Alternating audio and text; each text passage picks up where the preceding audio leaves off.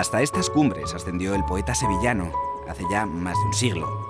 Huyendo de la desastrosa sombra del 98, Antonio Machado buscaba inspiración en las raíces de la vieja Castilla, por lo que decidió beber el agua que emanaba de la fuente del Duero, entre verdes pinos, a los pies del aire puro que destila el Pico de Urbión.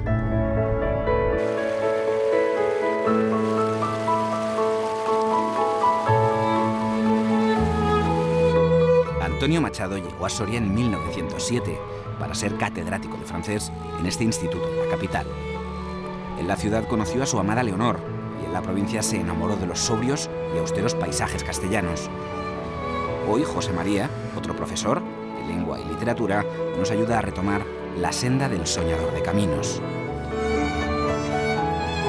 Una mañana de los primeros días de octubre decidí visitar la fuente del Duero y tomé en Soria el coche de Burgos que había de llevarme hasta Cidones. Me acomodé en la delantera del mayoral.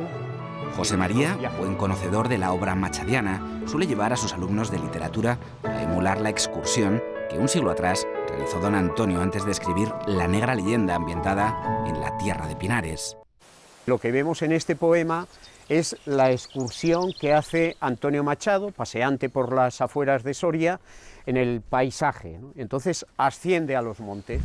Para llegar a esos montes que separan Soria, La Rioja y Burgos, Machado tomó un carruaje hasta Cidones, en cuya venta realizó parada y fonda, como le contó a su amigo Azorín. Él llegó en una diligencia con unos amigos, pararon en la venta, estuvieron allí, aquí pasó la primera noche. A escasos metros de la vieja venta, Yolanda y Vicente han rehabilitado unas casas centenarias que pertenecieron a una familia de indianos. Hoy es una posada real que nos transporta al siglo pasado, a una época contemporánea al poeta. Fueron a Buenos Aires. Y aquí tenemos un dosel de estilo versallesco, de las camas que había en el Palacio de Versalles. De los 3 hermanos de la tierra de Álvar González, uno de ellos era inmigrante, era indiano. Los dueños de esta casa estuvieron en Buenos Aires, ellos se dedicaron a los textiles. El segundo día de la ruta machadiana, esta vez a caballo, por la ribera que remonta el Duero, llegó a La Muedra. Esta vieja población está sumergida bajo el embalse de la Cuerda del Pozo desde los años 40. Para conocer lo poco que se puede ver de La Muedra, Vicente, de la Posada Real, nos da una vuelta sobre el Duero embalsado. Antonio Machado pasó por aquí y se quedó prendado de uno de los pueblos más bonitos que hay, que es La Muedra del Pozo. Pensar que este pantano se construyó 30 años más tarde, entonces únicamente lo que había por aquí era la ribera del río y bueno, pues pasó por la iglesia, que ahora apenas se ven 2 metros, quedan unos 10 metros a la parte de abajo y bueno, pues ya era uno de los últimos pueblos que están en la falda de la montaña, que va al nacimiento del río Duero a la parte de arriba, en la Laguna Negra y lo más alto, Urbión. Aunque Vinuesa lo visitó Machado en su regreso a Soria, la actual ruta turística de Álvar González empieza y acaba en esta villa a orillas del embalse. Conocido como la Corte de Pinares, fue la Bisontium romana y sus casonas plagadas de blasones medievales se levantaron con el comercio de la lana y las riquezas llegadas de América. En su ascenso al Alto Duero, Machado pasó por la localidad de Salduero en dirección Covaleda. En este trayecto conoció la leyenda de Álvar González, de boca de un campesino. Le habló de unas tierras cercanas, hoy yermas, ricas en otra época, arruinadas por la ambición de 2 hermanos. Como consecuencia de esta excursión va a surgir una obra significativa dentro de la producción lírica de Antonio Machado, como es La tierra de Álvar González. Unas tierras malditas por la codicia de unos hijos parricidas que mataron a su padre para heredar su hacienda. Antes de la maldición, fueron un vergel para el cereal y el ganado y una cantera que hacía latir los fogones y pucheros del norte de Soria.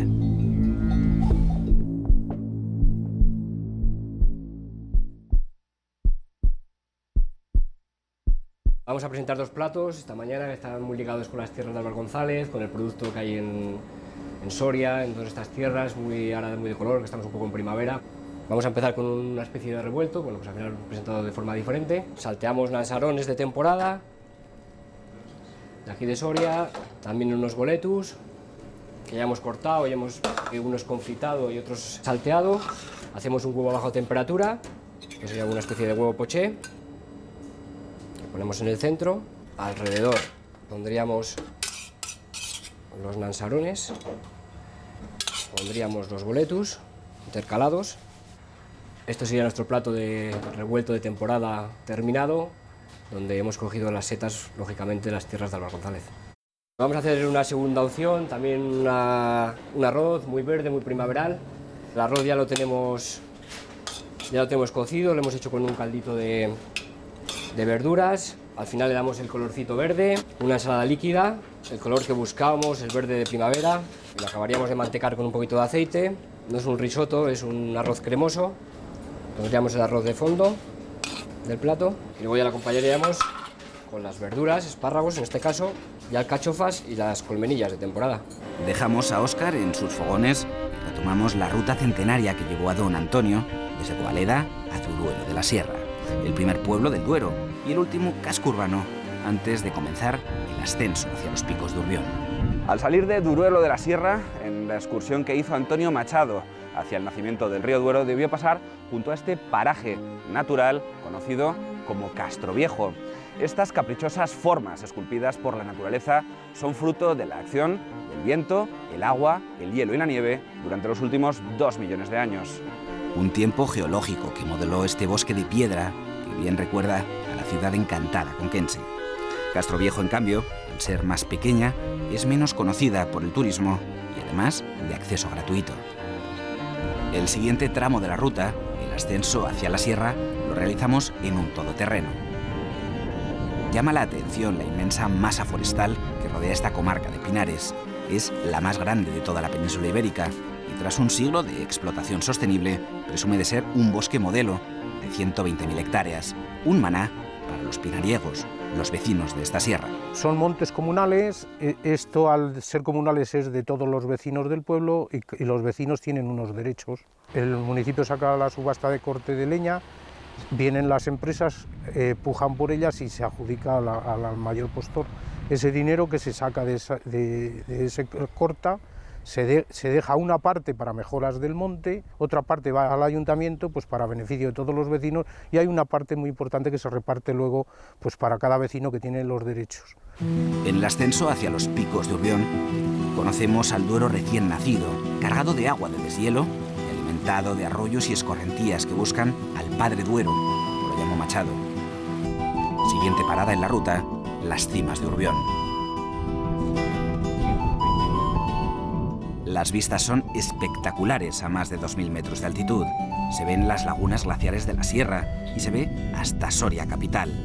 Para llegar a esta cota hay que tomar el sendero que traza una variante del GR86 que da la vuelta a toda la provincia.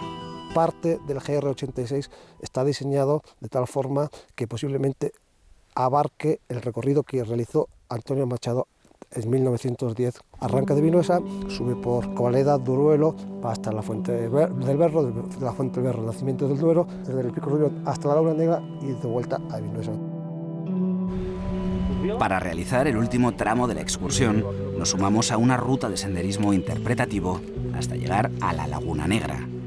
Rubén y Álvaro tratan de enseñar a los turistas pautas de comportamiento en la naturaleza.